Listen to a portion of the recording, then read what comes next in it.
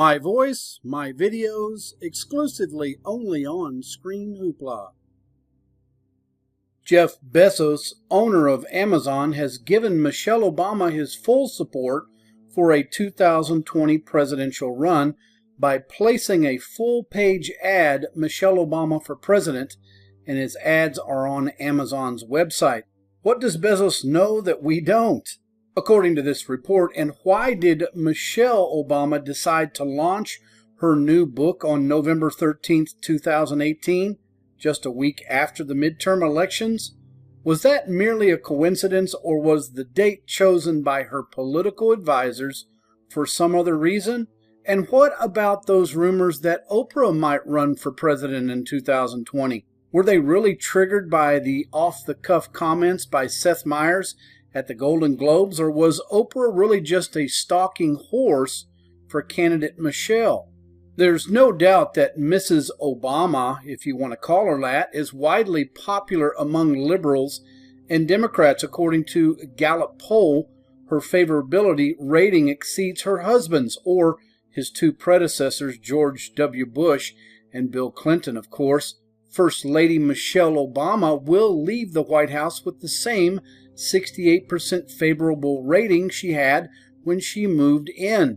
Majority of Americans have consistently expressed a favorable view of Michelle Obama. The outgoing First Lady's highest rating was 72%, 2 months into her husband's first term in office, of course, while President Obama left the White House with a 58% favorable rating, according to Gallup. Well, who believes these polls anyway? Michelle's popularity makes her the overwhelmingly favorite to face President Trump in the 2020 presidential elections. But will she? She says she's not interested, but I'm not buying it. My guess is that she's being coached by the DNC public relations team, who want to roll her out like a new box of soap suds sometime after the midterm elections, of course. Isn't that what's really going on here, ladies and gentlemen?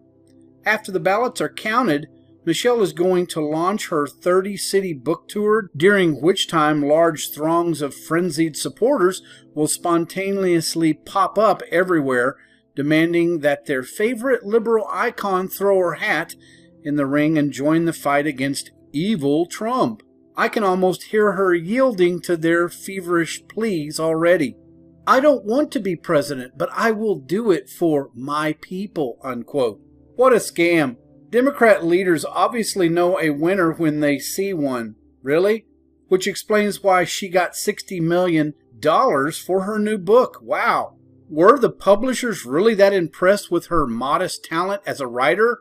Or was she being paid for services to be rendered to some future date? Sounds like a payoff to me. And you know what, ladies and gentlemen? She got a ghostwriter to write that book for her. She just started telling him things, or her things, whoever that ghostwriter is, and you sit there for 4 or 5 hours and tell them stories about this and that, and they can make up stuff as they go. Like her husband, Michelle is a thoroughly reliable political marionette who will play the liberal card to maximum effect while squashing the unions and Wall Street, perpetuating the wars and ensuring that the bulk of the nation's wealth continues to flow upwards to our glorious 1% overlords. It's worth noting that Barack's 8-year stint as president represents the greatest shift of wealth from middle to upper class income in the nation's 240-year history. That's right, ladies and gentlemen. I fully expect Michelle, or if you want to call him Mike, to break that record during her upcoming tenure.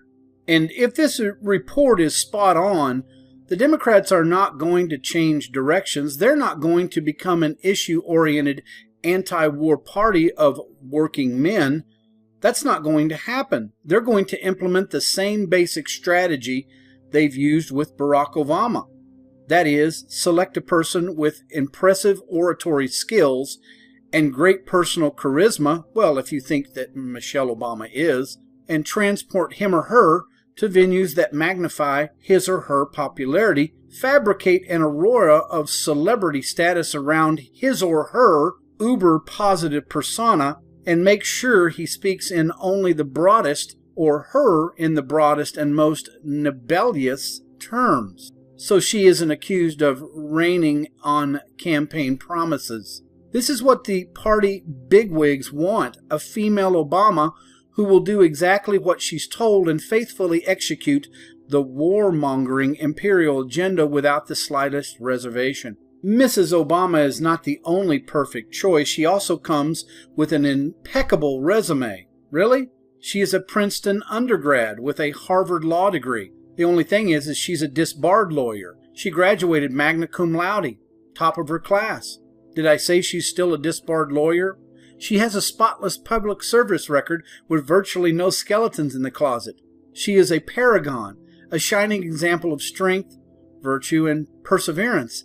A telegenic colossus, whatever that is, who can deliver a barn burner with the best of them, and then mingle with the little people hoeing weeds in the White House veggie garden. She's got it all. She's a black woman whose name and recognition and international stature make her the most formidable candidate in the country today, bar none, right?